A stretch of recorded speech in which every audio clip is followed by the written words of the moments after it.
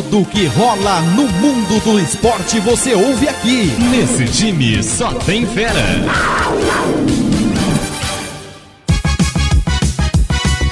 Show de bola!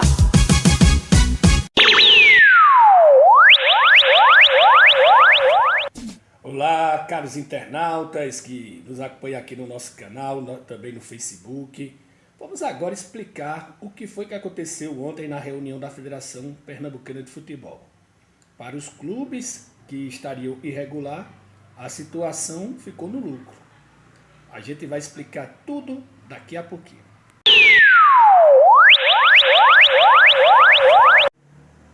Bom, primeiramente vamos contextualizar para quem não acompanhou a situação desde o início. No último domingo surgiu a informação de que havia irregularidade em 6 das 8 equipes que disputam o Campeonato Pernambucano da Série A3. E isso foi comprovado. Qual é a irregularidade? De acordo com o Regulamento Geral de Competições da Federação Pernambucana de Futebol, em seu artigo 45, um jogador não pode jogar 3 competições da federação durante o ano. Lembrando que já teve o Campeonato Pernambucano da Série A1, da Série A2 e também da Série A3. Para se ter uma ideia, 3 jogadores do Pesqueira estariam nessas condições.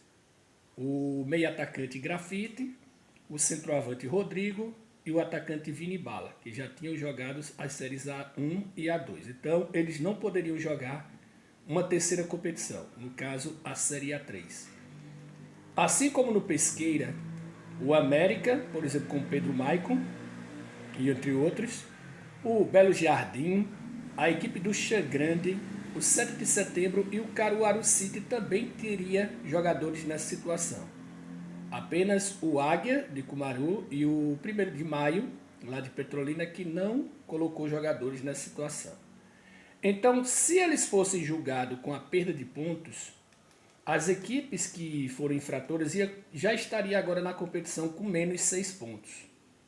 Enquanto o Águia estaria com 4 pontos e a equipe do 1º de Maio estaria com 3 pontos. Ou seja, a diferença das equipes para o 1º de Maio, que seria o último da zona de acesso, seria de 9 pontos, faltando 15 a ser disputados. Então, ontem na reunião, quando encerrou, ficaram acordados que o caso iria para o TJD, o mais rápido possível, e que o TJD provavelmente iria dar uma advertência e multar as equipes. A multa varia de R$1.000 a R$100.000. Normalmente, nesses casos, se utiliza a multa mínima.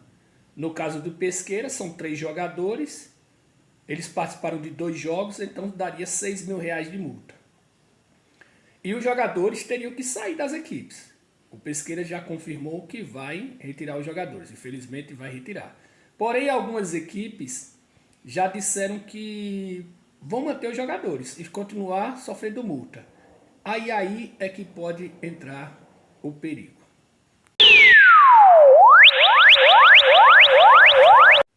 Bom, onde é que está o perigo? No meio jurídico existem várias interpretações. Acontece que se o jogador tivesse irregular por ter 3 cartões amarelos ou por estar jogando com a suspensão, isso aí já caracterizava o artigo 214. Não ia ter nem o que se perguntar. Entraria logo na punição, que é uma punição comum que existe. Lembrando que a equipe que utiliza jogador irregular, ou consta em súmula, ela perde o equivalente a uma partida, que no caso são 3 pontos, uma vitória numa partida, e mais os pontos conquistados nos jogos. Por isso que todas as equipes iriam para menos 6 pontos, se essa regra fosse colocada.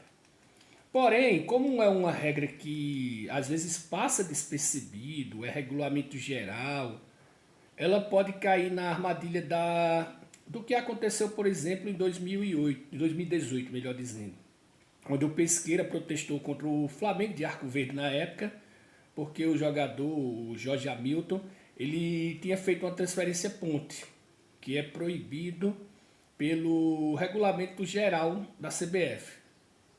O que é uma transferência ponte? É quando você está no exterior e você utiliza uma equipe e logo depois você é emprestado a outra. No caso, o jogador foi emprestado ao Porto, aliás, ele foi adquirido pelo Porto e depois emprestado ao Flamengo, que caracterizou a transferência ponta. Eu me lembro que o Pesqueira colocou no STJD, foi aquele aperreio todinho, só que até hoje não foi julgado.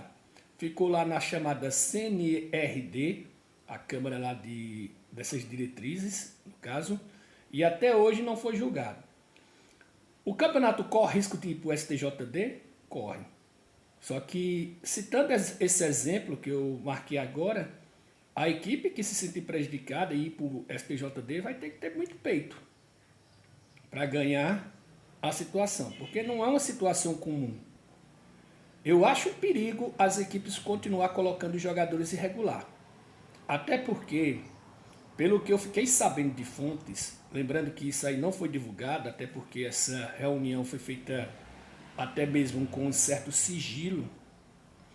Pelo que eu apurei, as equipes, esse julgamento no TJD vai acontecer o mais rápido possível, para sair logo uma sentença. Na punição por multa, não vai perder pontos as equipes, por isso que eu disse que elas acabaram ficando no lucro, e a advertência.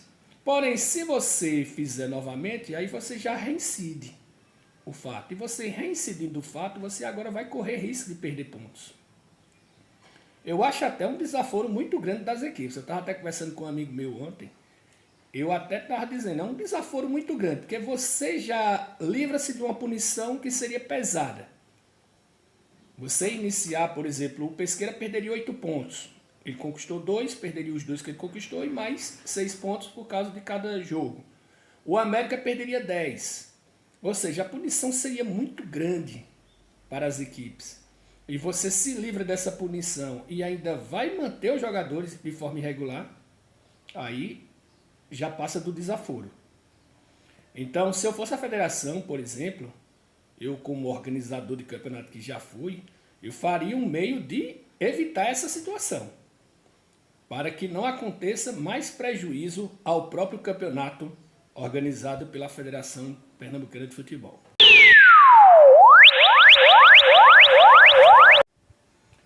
Para finalizar, e como fica o Águia e o 1º de Maio, que estavam corretos na situação?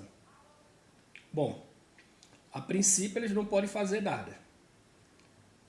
Quando saiu o veredito lá no TJD, que todo mundo espera que seja esse, apenas de multa, advertência e que não percam pontos, ele pode recorrer ao pleno do próprio TJD de Pernambuco. O TJD confirmando a punição, aí ele pode ir para o STJD. Embora as equipes só deixam para ir ao STJD depois que o campeonato termina, quando se sentem prejudicadas, né? Isso aí é que tem que ser visto também a situação do tempo, para você entrar na esfera maior da justiça desportiva brasileira, melhor dizendo. É como eu falei, para você entrar no STJD, você tem que ter peito. Já teve resultados que foram favoráveis, como o caso do Petrolina, que conseguiu comprovar que não tinha sido avisado oficialmente e por isso colocou o jogador de maneira irregular em campo no jogo. Só que contextualizando, em 2022, o Petrolina tinha perdido pontos no Campeonato Pernambucano e acabou o Petrolina comprovando, aliás, foi em 2023, melhor dizendo, comprovando que o seu jogador tinha entrado em campo porque ele não teria sido avisado oficialmente. Teria que ter chegado um e-mail institucional ao clube. E ele comprovou que esse e-mail não tinha chegado a tempo, só tinha chegado após a partida. Então, por isso que o jogador estava legal. Então, o Petrolina, naquela época, comprovou que estava certo no STJD. O STJD recuperou os pontos do Petrolina, que acabou até classificando para o Campeonato Brasileiro da Série D deste ano e tirou o Santa Cruz da competição. Também tem a situação do Pesqueira, que eu falei. O Pesqueira foi ao STJD porque o Flamengo de Arco Verde tinha realizado uma transferência ponte, que era proibido. É um caso mais semelhante a este, tá certo? Não na mesma regra, na mesma coisa, mas é bem mais semelhante a esse de que uma punição que acontece com suspensão de jogador do que a situação. E o Pesqueira não conseguiu nada. Apesar de ter tido provas, inclusive chegou à imprensa estadual, mas o Pesqueira não conseguiu nada. Por sinal, se não me engano, se a memória não me engane, ou se minha informação não me engane, o caso está arquivado, nem chegou nem a ser julgado. Bom, é isso, pessoal. O Campeonato Pernambucano volta na próxima terça-feira com a terceira rodada da Série A3. E por enquanto, entre mortos e feridos, escaparam todos. Um abraço, fiquem todos com Deus e até qualquer momento com mais um nosso boletim aqui. Tudo que rola no mundo do esporte você ouve aqui. Nesse time só tem fera.